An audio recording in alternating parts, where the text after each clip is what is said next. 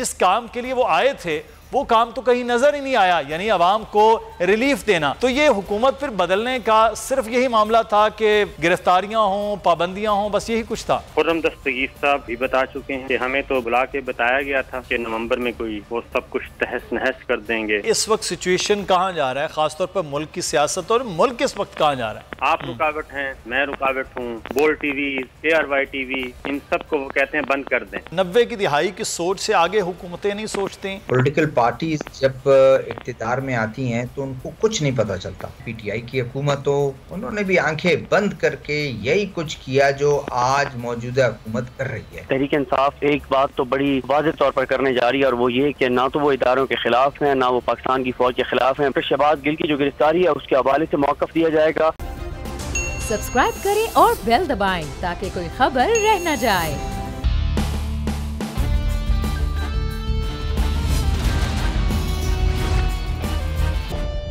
अस्सलामुअलैकुम, the special report with Mudassar Iqbal के साथ हाजिर खिदमत हैं। नाज़रीन, इस वक्त सियासी पारा है जो शदीद हाई हो चुका है। एक जानिब 13 अगस्त के लिए तैयारी की जा रही है पाकिस्तान तहरीक इंसाफ की जानिब से लाहौर में एक बड़े जलसे की, जिसके बारे में और मौजूदा हालात जब से शहबाज गिल की गिरफ्तारी हुई है पाकिस्तान तहरीक इंसाफ खासी मुतहर्रिक नज़र आ रही है कि अब करना क्या है। आज 5:15 बजे पाकिस्तान तहरीक इंसाफ के चेयरमैन इमरान खान वो भी प्रेस कॉन्फ्रेंस करेंगे और वो कौम को एतमाद में भी लेंगे, ये भी बात अब सामने आई है।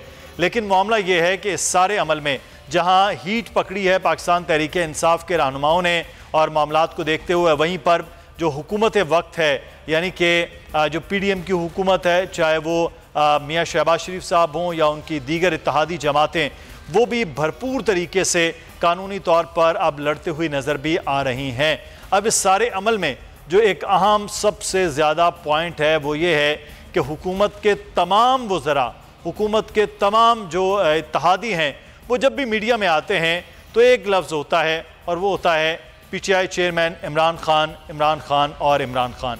क्या वजह है कि पिछले 4 माह से ज़ायद हुकूमत ये मिली है और इस हुकूमत में आने के बाद जो अवामी रिलीफ है वो कहीं नज़र नहीं आ रहा है। जो आवाम को तकलीफ़ है उसको कम करने की कोशिश कहीं नज़र नहीं आ रही है कि किस तरह से पाकिस्तान की मईशत को बेहतर तौर पर चलाया जाए, आवाम को रिलीफ दिया जाए। जो तकलीफ़ पिछले 1 महीने के बिजली के बिलों, गैस के लोड शेडिंग की सूरत में मिल रही है, उससे कैसे निजात दिलाई जा सके।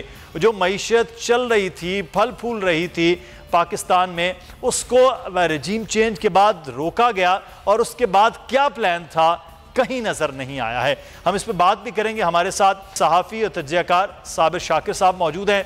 बहुत शुक्रिया साबिर शाकिर साहब आपके वक्त का। सर, रजीम था, चेंज हो गया, हुकूमत आ गई, मिल गया, अब वो जितने भी प्लान हैं वो कर रहे हैं, गिरफ्तारियाँ भी हो रही हैं, पाबंदियाँ भी हो रही हैं, सब कुछ हो रहा है। लेकिन असल जो सवाल है वो ये है कि जिस काम के लिए वो आए थे वो काम तो कहीं नज़र ही नहीं आया, यानी अवाम को रिलीफ देना। तो ये हुकूमत फिर बदलने का सिर्फ यही मामला था कि गिरफ्तारियां हों, पाबंदियां हों, बस यही कुछ था? बेसिकली ऐसा नहीं है कि ये मईशत ठीक करने के लिए आए थे। ये मईशत, इनका रजीम चेंज के जितने भी करैक्टर्स हैं उनमें से किसी की भी प्रायोरिटी हुकूमती मामलात को दुरुस्त करना नहीं था। खुर्रम दस्तगीर साहब भी बता चुके हैं कि हमें तो बुला के बताया गया था कि नवंबर में कोई टाइप चीज़ आ रही हैं, कोई नए चीफ आएंगे, वो सब कुछ तहस नहस कर देंगे, और इसलिए उससे पहले ये सब कुछ करना ज़रूरी है। गवर्नेंस का इशू नहीं था।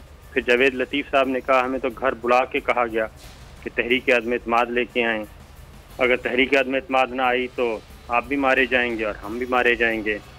तो इस तरह की गुफ्तगू की गई और वो सारी चीज़ें रिकॉर्ड पे आ चुकी हैं और उनकी अभी तक किसी भी साइड से ना तो तरदीद की गई और ना ही कोई मुकदमा दर्ज किया गया, क्योंकि वो बराह रास्त एक इल्ज़ाम था उन लोगों पे जो कि इस वक्त ताकतवर लोग हैं, मुक़्तदर लोग हैं, और वो कहते हैं कि हमारी तरफ कोई हल्की सी गर्म हवा भी नहीं आनी चाहिए। तो ये सारी चीज़ें तो हो रही थी तो इसलिए ये तरजीह नहीं थी, तरजीह तो था कुछ पावर शेयरिंग फार्मूला है जी, जो कि तय पाया है। वो पावर शेयरिंग फार्मूला आगे नहीं बढ़ रहा, उसमें कुछ रुकावटें हैं और उन रुकावटों को दूर किया जा रहा है, और उन रुकावटों को दूर करने के लिए ताकत का बेदरेग इस्तेमाल किया जा रहा है ताकि पावर शेयरिंग फार्मूला जब अमल पजीर हो, अभी क्योंकि हुआ नहीं है और RCO भी अभी तक मुकम्मल तौर पे कामयाब नहीं हुआ, अपने हदफ उसने अभी तक मुकम्मल तौर पे अचीव नहीं किए, बल्कि वो नाकामी की तरफ है अब तक की सूरत हाल के मुताबिक।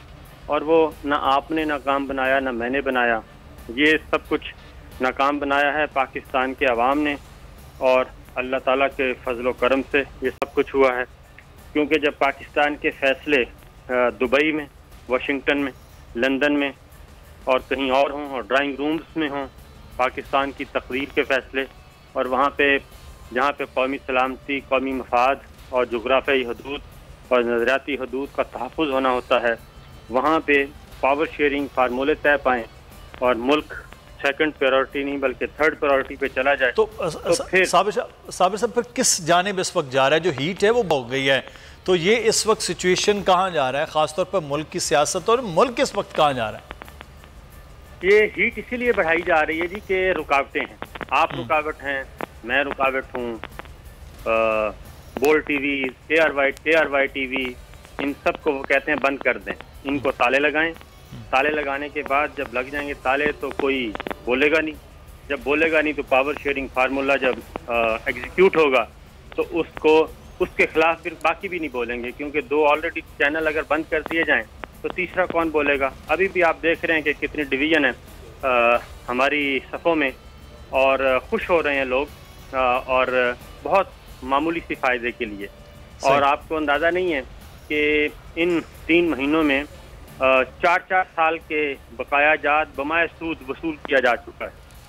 और ये कोई सवाल जब पूछा जाएगा पार्लिमान में, जब कोई रिजीम ये फारिग होगी, उसके बाद ये सारी चीज़ें आएंगी कि किसने कितना वसूल किया, किसके कितने बकाया जात थे बगैर ऑडिट के, कितने वसूल किए, वो सारी चीज़ें आएंगी।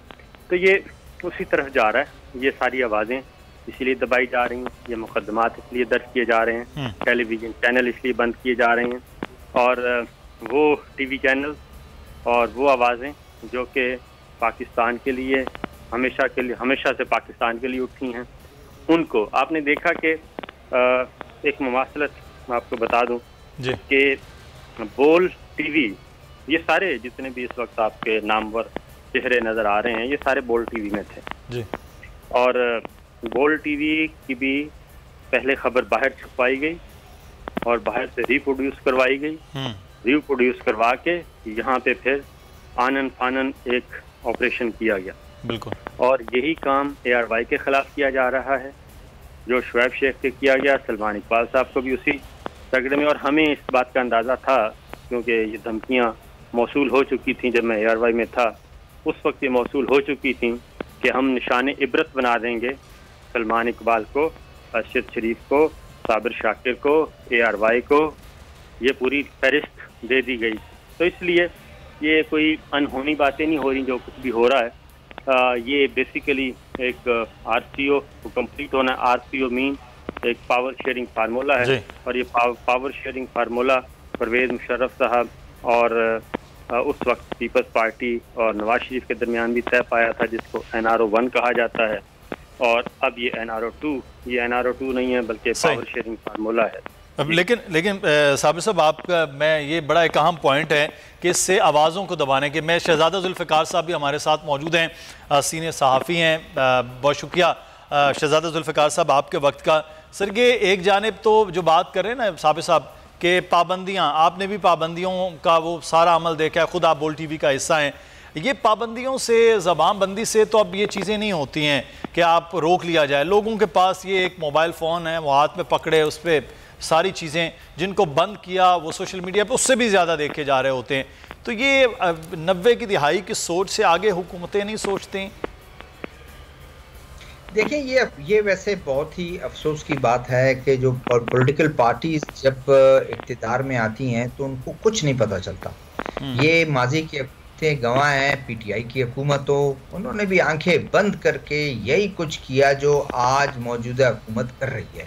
मौजूदा हुकूमत उस वक्त थी आपके अपोजिशन के सफ़ों में, अपोजिशन बेंचेस पे थी, नशिस्तों पे थी। उस वक्त वो भी यही कहते रहे कि जी बहुत गलत हो रहा है और आज़ादी सहाफ़त पर हम बहुत ही यकीन रखते हैं और सारा कुछ आज वही सब कुछ कर रहे हैं। तो ये इनको जो पॉलिटिकल पार्टीज़ हैं असल तो इनको ये सबसे पहले ये जब अपोजिशन में हों तो इनको एक आप समझ लें कि एक ओथ लेना पड़ेगा कि आज़ादी सहाफ़त तो आपके लिए है भाई, आज़ादी सहाफ़त तो आपको फ़ायदा देती है ना। आज़ादी सहाफ़त एक आम आदमी को ज़बान देती है, आज़ादी सहाफ़त आम आदमी की ऐवानों तक पहुंचाती है। आज़ादी सहाफ़त अगर आप सिर्फ उस वक्त प्रैक्टिस करेंगे, उस वक्त आप बात करेंगे जब आप अपोजिशन में होंगे, और जब आप हुकूमत में आ जाएंगे तो आप आज़ादी सहाफ़त भूल जाएंगे। उस वक्त आज़ादी सहाफ़त को सबसे बड़ा दुश्मन आप तस्वर करना शुरू कर देंगे। मैं यही कह रहा हूँ कि पिछली हुकूमत में ये जब अपोजिशन में थे ये सब कहते थे कि जी गलत हो रहा है, पीटीआई बहुत गलत कर रही है, ये जी गलत है, ये गलत है, वो गलत है। आज ये खामोश हो गए हैं ऐसे जैसे इनको पता ही नहीं कि आज़ादी सहाफ़त क्या है। तो मैं समझता हूँ कि आज़ादी सहाफ़त को रिस्पेक्ट एज अ होल। शहजादा साहब, वो तो वहाँ तो खुशी का इजहार किया जा रहा है कि चंद गिरफ्तारियाँ कर लें, एक चैनल को बंदिश करके कुछ लोगों को गिरफ्तार करने की वजह से, वो तो खुशी का इजहार है। पहले तो आज़ादी इजहार के लिए बात थी, बिल्कुल उसके बरक्स नज़र चीज़ें आ रही है। अच्छा, मैं सिद्दीक जान ने हमें ज्वाइन किया, ब्यूरो चीफ इस्लामाबाद हैं। सिद्दीक साहब हमारे साथ रहिएगा कि मुझे सवाल के ये बताइए, 5:15 बजे इमरान खान साहब खिताब करने जा रहे हैं, क्या ऐसे अहम फैसले हो रहे हैं कि ये फौरी तौर पर खिताब का या कॉन्फ्रेंस का बाकायदा तौर पर ये प्लान कर लिया गया है? देखें, जो हमारी तहरीक इंसाफ के कुछ ज़राए से बात हुई, तहरीक इंसाफ एक बात तो बड़ी वाज़ेह तौर पर करने जा रही है, और वो ये कि ना तो वो इदारों के ख़िलाफ़ हैं, ना वो पाकिस्तान की फ़ौज के ख़िलाफ़ हैं, बल्कि इमरान खान साहब का जो फ़ौज के हवाले से मौक़िफ़ है कि फ़ौज पाकिस्तान की बका के लिए ज़रूरी है, और तहरीक इंसाफ पाकिस्तान की फ़ौज और पाकिस्तान के इदारों के ख़िलाफ़ नहीं है, इस अज़म का दोबारा वो इजहार करेंगे। लेकिन वहीं पर डॉक्टर शहबाज गिल की जो गिरफ्तारी है उसके हवाले से मौक़िफ़ दिया जाएगा, और क्योंकि ये नज़र आ रहा है कि ये सिर्फ ये नहीं है कि मामला सिर्फ डॉक्टर शहबाज गिल की गिरफ्तारी। देखें, डॉक्टर शहबाज गिल का जो बयान है, इंसाफ के बहुत से हल्के जो हैं, उनके बहुत से रहनुमा जो हैं, वो उनसे इत्तफाक नहीं करते। उनका ये ख्याल है कि उनको इस तरह का बयान इस तरह से नहीं देना चाहिए था, एक ऐसे तलखी के माहौल में जब पहले ही हुक्मरान जमात ये मौका तलाश कर रही है कि तहरीक इंसाफ को फौज दुश्मन साबित किया जा सके। लेकिन उनको अगर उनको गिरफ्तार किया गया है तो इससे सख्त बयान तो फिर नवाज शरीफ साहब और मरीम नवाज साहिबा के हैं, नून लीग के दर्जनों लोगों के हैं, जिस तरह से उन्होंने इदारों पर हमले किए, जैसे उन्होंने डॉन लीग किया, जो उन्होंने पाकिस्तान के इदारों के हवाले से मौक़िफ़ रखा। तो ये भी तो फिर देखना होगा ना, फिर कार्रवाई करनी है तो सबके खिलाफ करें। फिर कुछ लाडले और लाडली हैं आपके, उनके खिलाफ कोई कार्रवाई नहीं होती, जो आपके अपने लोग हैं उनके खिलाफ। लेकिन मैं इसमें अंदाजा हो जाएगा कि इमरान खान साहब मामला की तरफ लेके जा रहे हैं, क्योंकि तहरीक इंसाफ में कल से पुरस्कार खामोशी है कि क्या रिएक्शन देंगे इमरान खान साहब। और फिर इसमें बहुत इंपॉर्टेंट बात यह भी है कि जो बात हो रही थी और पार्टी के अंदर से बड़ा दबाव है इमरान खान साहब पर, कारकुनान की जानिब से बड़ा दबाव है कि अगर वफाक कर रहे हैं गैर कानूनी तरीके से, गैर आईनी तरीके से, तो आप आईनी और कानूनी तरीके से भी गिरफ्तारियां करें। आपके पास भी केसेस हैं, दर्जनों केसेस हैं। जिस बुनियाद पर डॉक्टर शहबाज गिल को गिरफ्तार किया गया है, उस बुनियाद पर मरीम नवाज पे आप FIR करें, उन पे FIR करके गिरफ्तार करें उनको। क्या उन्होंने ये बातें नहीं की हुई? क्या उन्होंने फौज में नहीं किए हुए? तो अगर यहाँ पे गिरफ्तारियां साथ में हो सकती तो आपके पास तो पूरा सूबा है। तो ये बड़ा दबाव है पार्टी के अंदर से, आवाम का भी, कि भाई अगर फिर आप एहतसाब शुरू हो ही गया इदारों पर बात करने वालों का, तो शहबाज गिल ने तो उस तरह से बात नहीं की जिस तरह से बात शरीफ खानदान के अफराद करते रहे, तो फिर उनको भी इमरान खान साहब की प्रेस कॉन्फ्रेंस बहुत अहम है, बहुत अहम है। इसमें उनका लबुलहजा क्या होता है, वो लाएअमल क्या देते हैं, वो क्या पैगाम देते हैं, ये बहुत अहम है। क्योंकि इस वक्त जो बयानिया बनाया जा रहा है वो यही बनाया जा रहा है कि इमरान खान फौज दुश्मन है और रियासत मुखालिफ है। और इसके एक वजह यह भी है मुदस्सिर इकबाल साहब कि आर्टिकल 17(2) की जो रिक्वायरमेंट है उसमें यह है कि अगर किसी पार्टी को बैन करना होता है तो आपको साबित करना होता है कि अगर वो ममनुआ फंडिंग लेती रही है या गैर मुल्की फंडिंग लेती रही है तो उसने पाकिस्तान की सलमियत को कैसे नुकसान पहुंचाया। तो ये सारे प्रोपेगेंडे का FIR गिरफ्तारियों का एक मकसद ये भी है कि कल को अदालत में एक मवाद पेश किया जा सके कि देखिए सारे इनके ऊपर FIR हैं, इनकी गिरफ्तारियां हुई हैं, ये इदारों पर हमले करते रहे, तो इस तरह से पाकिस्तान की इस्लाम के खिलाफ जमात है इसको बैन कर दिया जाए। तो ये बड़े लंबे चौड़े मंसूबे हैं इस हुकूमत के और इमरान खान के खिलाफ तो शखाना रेफरेंस हो, इलेक्शन कमीशन वाले मामला हो, FIR हो, इसमें भी मैं आपको बता दूं कि इमरान खान साहब को मुलविस करने की कोशिश की जा रही है। आप देखेंगे कि इमरान खान साहब का नाम डाला जाएगा और कहा जाएगा कि इमरान खान जो है वो भी इस मंसूबे में शामिल थे जो शहबाज गिल ने बयान दिया है। तो मामला बहरहाल मैं तो तसादुम की तरफ जो है वो जाते हुए देख रहा हूँ जिस तरह की चीजें वफाकी हुकूमत कर रही है। तो ये एक शदीद लड़ाई का अमल जो है वो नजर आ रहा है। साबिर शाकिर साहब, इमरान खान साहब के पास क्या रास्ते, कभी फॉरेन फंडिंग, ममनुआ फंडिंग के मामलात उन पर वो आ गया फैसला, फिर जिस किस्म का भरपूर प्रेशर है जो सिद्दीक की कुछ चीज़ों के इंडिकेट कर रहे हैं, क्या रास्ता इस वक्त इमरान खान साहब के पास आपकी नज़र में होगा? सर साबिर साहब, इमरान खान साहब के पास ही रास्ते उसकी वजह यह है कि उनको डिट्रैक्ट करने की, उन पे इल्ज़ाम आयद करने की कोशिश की जा रही है। इमरान खान मसला नहीं है, असल में मसला है पाकिस्तान के वो 80% अवाम जो इस वक्त इमरान खान की आवाज़ सुन रहे हैं, जिन्होंने इस रिजीम चेंज को कबूल नहीं किया, तो इम्पोर्टेड हुकूमत नामंजूर का अभी तक ट्रेंड चला रहे हैं और उसमें पाकिस्तान की आबादी से ज़्यादा ट्वीट्स हो चुके हैं और वो ऑर्गेनिक हैं। उसमें जो खुफिया सर्वे हो चुके हैं उसके अकॉर्डिंगली पाकिस्तान के अवाम जो हैं वो 80% पाकिस्तान के अवाम इमरान खान के साथ हैं। इंतखाबात होते हैं तो इमरान खान जीतेंगे और बग़ैर किसी बिसाखी के जीतेंगे, और जो जाने वाले हैं उनको खौफ है कि अगर इमरान खान जीत कर वापस आ गए तो वो हिसाब मांगेंगे और पाकिस्तान के अवाम की ताकत उनके साथ होगी, इदारे उनके साथ होंगे। और क्योंकि मैं बता रहा हूँ कि ये हुआ तो सारा कुछ ड्राइंग रूम में बैठ के है, इसमें कोई ना तो कोई मुशावरत है, ना कोई इज्तिमाई शऊर, ना ही कलेक्टिव विजडम अप्लाई किया गया है, ना ही इंस्टीट्यूशनल विजडम अप्लाई किया गया है। ये ड्राइंग रूम में बैठ के जो कुछ हुआ है, तो असल खौफ वो है। इमरान खान के पास बेशुमार ऑप्शन है। क्या जुल्फ़िकार अली भुट्टो को फांसी देने के बाद पाकिस्तान पीपल्स पार्टी ख़त्म हो गई? क्या मोहतरमा बेनज़ीर भुट्टो के मरने के बाद? क्या मुर्तज़ा भुट्टो के कत्ल के बाद? क्या शाहनवाज भुट्टो के कत्ल के बाद क्या पीपल्स पार्टी ख़त्म हो गई? जुल्फ़िकार अली भुट्टो और मोहतरमा बेनज़ीर भुट्टो की कब्रें अब भी बहुत सारे नाखुदाओं से ज़्यादा ताकतवर हैं। ये बात ध्यान में रखिए, क्योंकि पॉलिटिकल, क्या नवाज शरीफ मर गया? नवाज शरीफ को सियासी तौर पे मार दिया गया। जनरल ज़ियाउल हक ने 11 साल पीपल्स पार्टी को ख़त्म करने के लिए लगाए। क्या पीपल्स पार्टी ख़त्म हुई? क्या नवाज शरीफ ख़त्म हो गया? क्या मरियम सफदर ख़त्म हो गई? मुस्लिम लीग नवाज मौजूद है। तो इसीलिए ये जितने भी इक़दाम किए जा रहे हैं ये आर्जी हैं, ये मसनूई है, आर्टिफिशियल हैं, और ये अंदर का खौफ है बेसिकली, और उस खौफ की वजह से ये सब कुछ किया जा रहा है। इमरान खान साहब के पास अभी क्योंकि पॉलिटिशियन कभी भी मरता नहीं है, ये बात ध्यान में रखें। पॉलिटिशियन कभी नहीं मरता, सियासतदान कभी नहीं मरता। लेकिन साबिर साहब, मैनेज हो जाता है ना, चीजें मैनेज कर देना, लोगों को हटा देना। अब वो जो वोट है वो तो हमने देखा कि पंजाब में जिस तरह से वोट 20 हलकों में निकला है वो एक बड़ा हैरानकुन मामला था कि सारा वोट ही पाकिस्तान तहरीक इंसाफ को पड़ रहा है, एक तरफ 13, एक तरफ अकेला। तो अब वो कहीं ना कहीं किसी न किसी तरह से तो वो चीजें मैनेज करने की कोशिश होगी। नहीं, अभी भी देखें, अभी भी 1-on-1 मुकाबला था ना पंजाब में। जी हाँ, 1-on-1 मुकाबला था। एक तरफ 13 थे और एक तरफ अकेला था। बिल्कुल, एक तरफ तमाम स्टेट मशीनरी साथ थी, एक तरफ कोई भी नहीं था। उसी दिन देखें, डॉक्टर शहबाज गिल को जो गिरफ्तार किया गया है ये उसी दिन गिरफ्तार किया गया था। हाँ। और उसी दिन ही प्लान था इनको वहीं से आगे ट्रायल करने का, लेकिन वो शाम को पता चला कि पाकिस्तान तहरीक इंसाफ जीत गई और पंजाब गवर्नमेंट हाथ से निकलती महसूस हुई और उनको फौरन माफ़ी मांग के छोड़ दिया गया। तो ये डॉक्टर शहबाज गिल का भी गिरफ्तारी जो है, मैं तो इसको स्क्रिप्टेड कहूँगा, क्योंकि इससे ज़्यादा सख्त बातें तो इस वक्त हो क्या रहा है। पाक फौज के दुश्मनों के ज़रिए पाकिस्तान फौज के हामियों और उसके इत्तेहादियों और उसकी आवाज़ों को कत्ल किया जा रहा है, पाकिस्तान के फौज के दुश्मनों से मिलके, और पाक फौज के दुश्मनों के साथ सामने उनको डाला जा रहा है। ये कौन सी स्ट्रेटेजी है? ये कौन सी हुब्बुल-वतनी है? ये कौन सी पाकिस्तान और पाक फौज के साथ हमदर्दी है?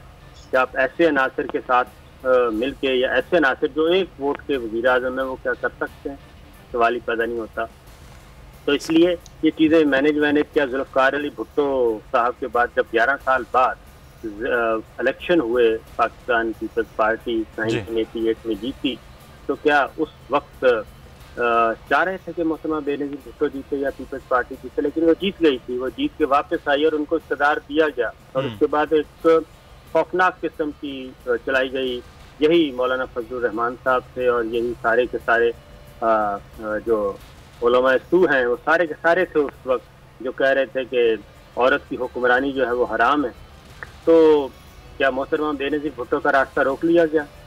और ज़्यादा दूर ना जाएंगे, अभी आप करीब ही रहें, नवाज शरीफ साहब ने मौजूदा मिलिट्री लीडरशिप के बारे में क्या कहा, मरियम सफ्दर साहिबा ने क्या कहा, कैप्टन सफदर साहब ने क्या कहा, जावेद लतीफ़ साहब ने क्या कहा, शाह खान अब्बासी साहब, राना सनाउल्लाह साहब, ख्वाजा मोहम्मद आसिफ साहब, आसिफ अली जरदारी साहब, मोहसन दावर साहब, अली वजीर साहब, ANP, कितने नाम लेंगे जिस इस वक्त, वो सब ने क्या कहा इस मौजूदा लीडरशिप को, बराह रास्त कहा, तकरीरें करके कहा, जलसा आम में कहा। तो क्या तो इसका मतलब है कि अभी सिर्फ जो एक प्रेशर है उसको अब देखना है कि इमरान खान साहब ने किस तरह से वो मामला है, जो आप बात स्टार्ट में कर रहे थे शाकिर साहब कि वो जो एक मामला है ना कि वो डील और वो चीज़ें वो शायद उस तरह से उनकी मर्ज़ी के मुताबिक वो हो नहीं पा रही हैं। बहुत शुक्रिया शाकिर साहब हमारे साथ मौजूद थे, सिद्दीक जान और हमारे साथ शहजादा जुल्फ़िकार साहब। ब्रेक लेना, ब्रेक के बाद वापस आएंगे, फिर मज़ीद सूरत हाल पर बात करेंगे।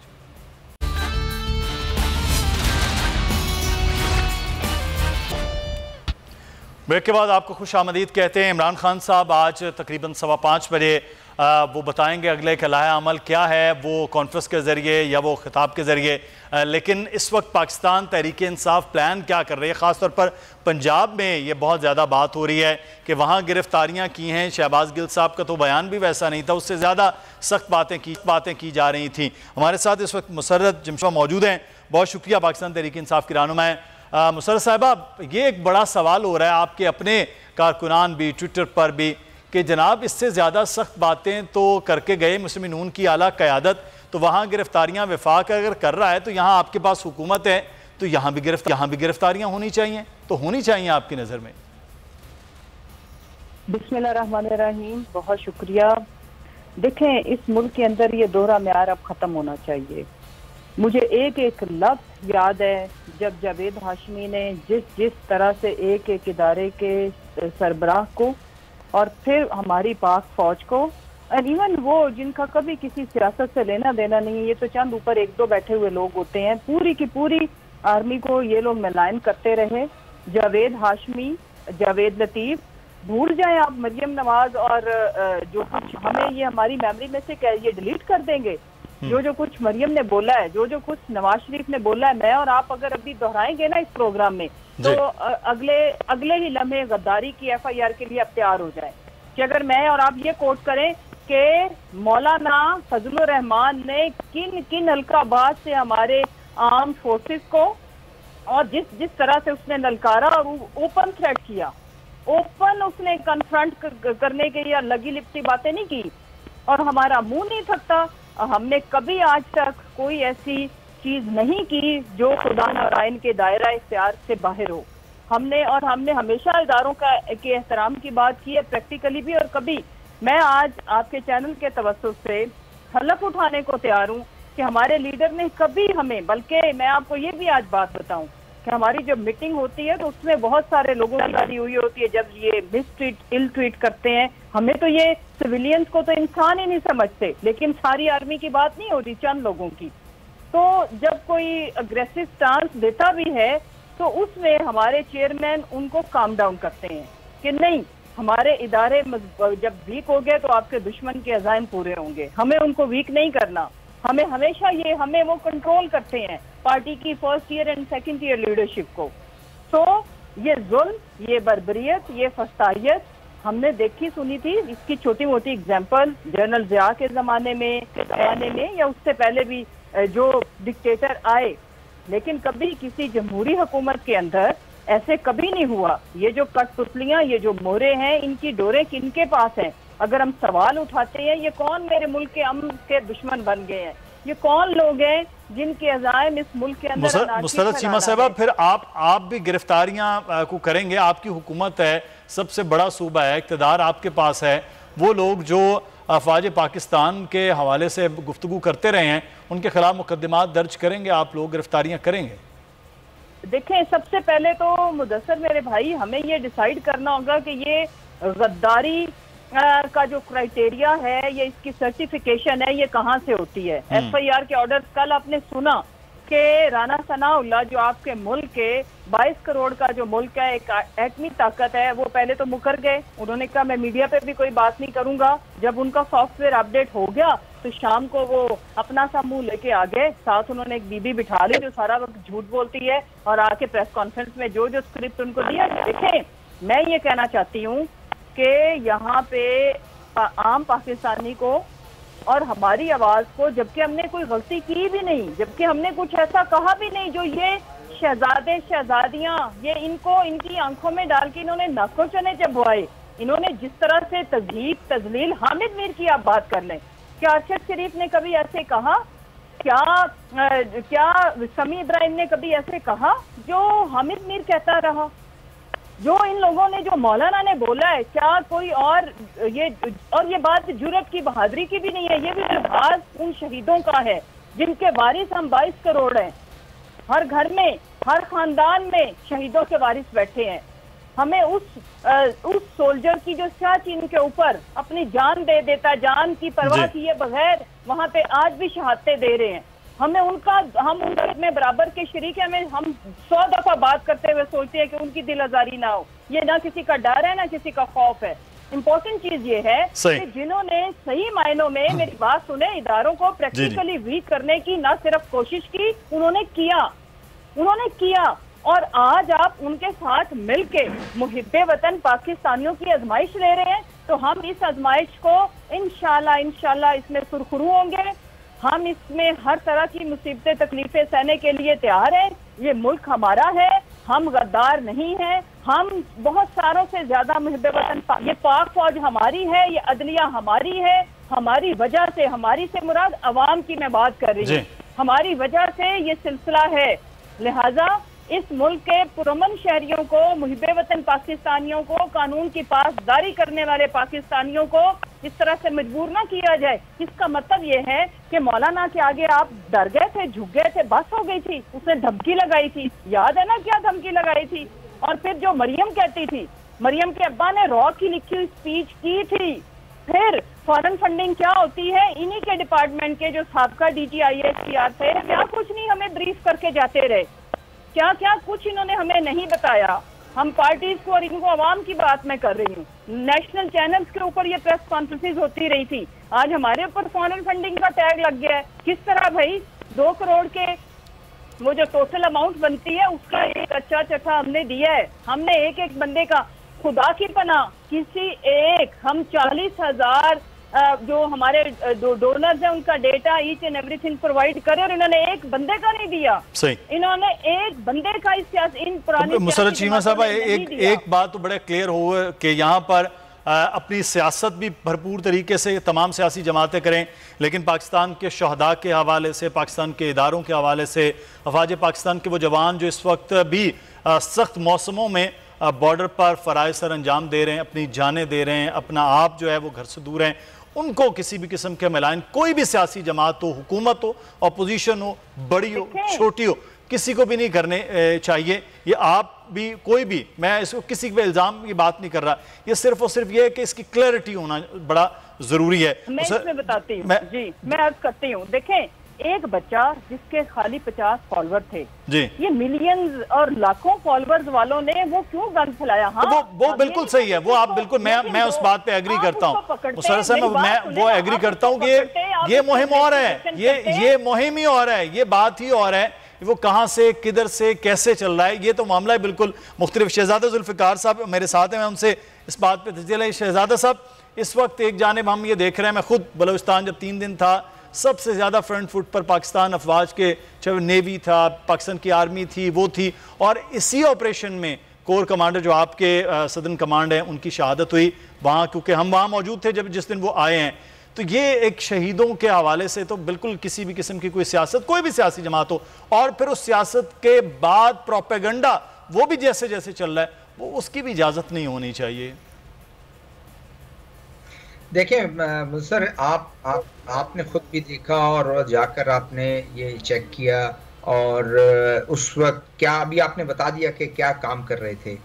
देखें, आज अगर किसी टीवी के खिलाफ, किसी जर्नलिस्ट के खिलाफ कोई भी काम होता है, पहले तो मैं ये कहूँगा कि किसी को खुश नहीं होना चाहिए, इसलिए बल्कि अगर आप समझते हैं कि वो इंतकामी कार्रवाई है, आप उसको कंडेम करें। अगर आप उसको कंडेम नहीं कर सकते हैं तो फिर आप खामोश रहें।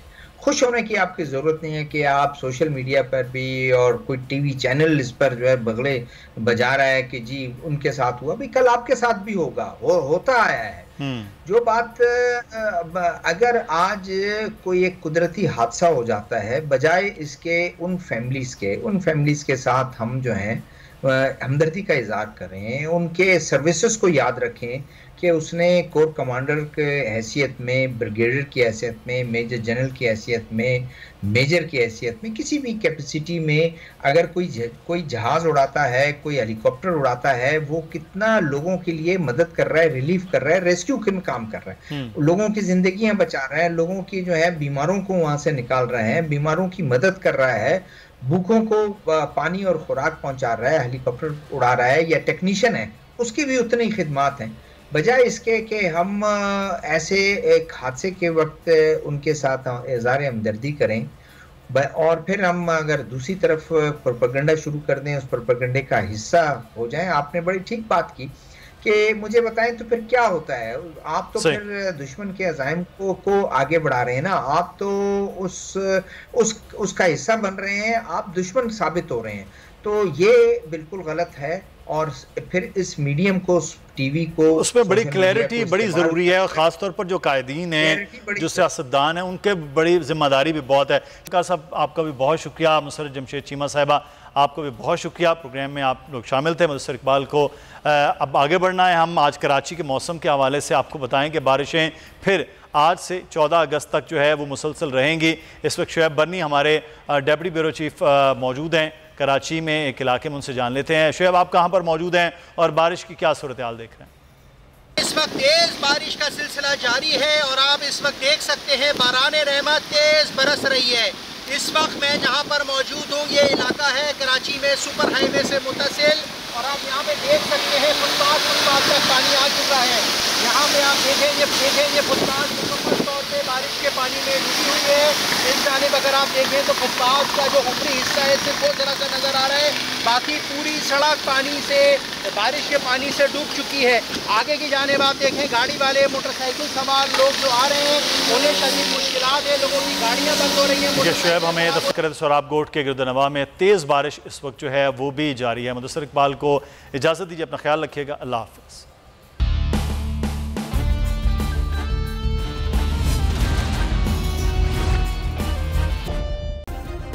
सब्सक्राइब करें और बेल दबाएं ताकि कोई खबर रह न जाए।